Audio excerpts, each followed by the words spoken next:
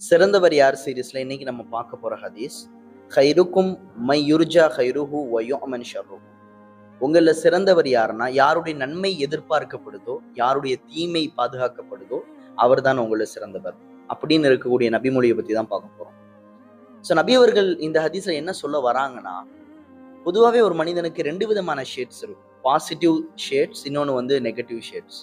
மக்கள் அவன்கிட்ட இருக்கக்கூடிய பாசிட்டிவான விஷயங்களை எதிர்பார்த்து இருப்பாங்க.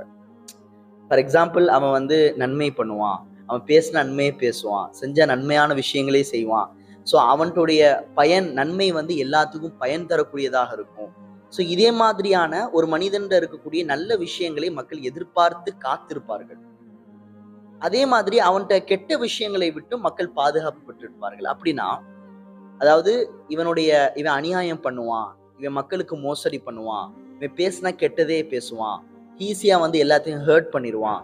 ஸோ இதே மாதிரியான கெட்ட விஷயங்கள் இவன்கிட்ட வெளிப்படாது.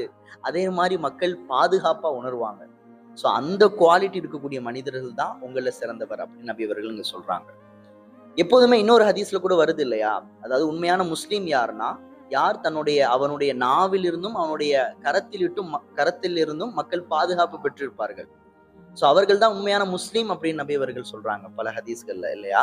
ஸோ அதே மாதிரி நம்மளுடைய ஒரு முஸ்லீமுடைய பண்பு, அவனுடைய உதவி, இன்னொரு மக்களோடு பழகக்கூடிய விதம் எல்லாமே எதன் அடிப்படையில் இருக்கணும்? நன்மையான விஷயத்தின் அடிப்படையிலையும் இரையச்சம் சார்ந்த விஷயத்தான் இருக்கணுமே தவிர பகைமைத்துவ விஷயத்திலையும் பாவத்தின் விஷயத்திலையும் ஒருவருக்கொருவர் உதவி, ஒருவருக்கொருவர் ஒத்துழைப்புங்கிறது ஒரு காலம் இருக்கக்கூடாது அப்படிங்கிற விஷயம்தான் இந்த ஹதீஸின் மூலமாக நமக்கு விளங்க வருது.